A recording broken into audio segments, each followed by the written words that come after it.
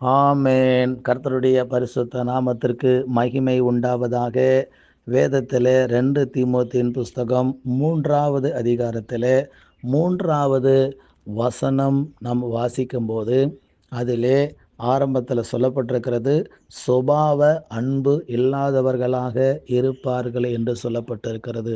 சுபாவ அன்பு என்று சொன்னால், குடும்பத்தில் இருக்கிற அதாவது அண்ணன் தம்பிகளுக்குள்ள, அக்கா தங்கச்சிங்களுக்குள்ள இருக்கிற அந்த சுபாவம், நல்ல சுபாவம், அக்காவை தங்கச்சி நேசிப்பது, அண்ணனை தம்பி நேசிப்பது, இப்படிப்பட்ட சுபாவம் இருக்க வேண்டும் என்பதற்காகத்தான் வேதமே சொல்லுது, இக்கட்டில் உதவவே சகோதரன் பிறந்திருக்கிறார் என்று சொல்லி.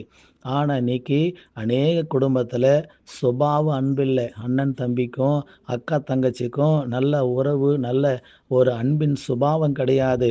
சோத்திரம், சொத்துல பிரிந்து கிடக்கிறாங்க.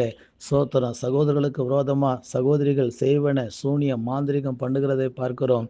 இதுதான் சுபாவ அன்பு இல்லாத நிலைமை. அண்ணன் தம்பியை நேசிக்காத, தம்பி அண்ணனை நேசிக்காத சுபாவம் கடைசி நாட்களில் காணப்படுமா? சபையே, தேவ பிள்ளைகளே, நீங்கள் அப்படி இருக்காதீர்கள்.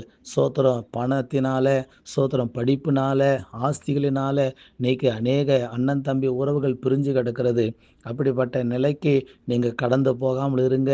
கர்த்தர் உங்களை ஆண்டவர் ஆசீர்வதித்து தேவன் மேன்மைப்படுத்துவாராக. கர்த்தருடைய நாமம் மகிமைப்படுவதாக. ஆபேல், சோத்திரம், காயின் என்று சொல்லக்கூடிய சோத்திரம், முற்பிதாக்களுடைய பிள்ளைகளை நம்ம பார்க்கிறோம். காயின் எழும்பி ஆபேலை கொலை செய்து விடுகிறார் என்று சொல்லி பார்க்கிறோம். இன்னைக்கு இப்படிப்பட்ட சுபாவத்துக்குள்ளே நீங்கள் போகாதீங்க, வளராதீங்க. ஒருத்தருக்கு ஒருத்தர் அன்பாக இருங்க. உங்கள் தங்கச்சியை அண்ணன்மார்களே நேசிங்க, உங்கள் அக்காவை நேசிங்க, ஒருத்தருக்கு ஒருத்தர் நேசிங்க, அன்புள்ளவர்களாக இருங்க. கணவன் மனைவியும் மனைவி கணவனை நேசிங்க, நேசமுள்ளவர்களாக இருங்க. கர்த்தர் உங்களை ஆசீர்வதிப்பாராக. ஜெபிக்கலாம். நல்ல பிதாவே, நாங்கள் நன்றியோடு கூட ஸ்தோத்திரிக்கிறோம்.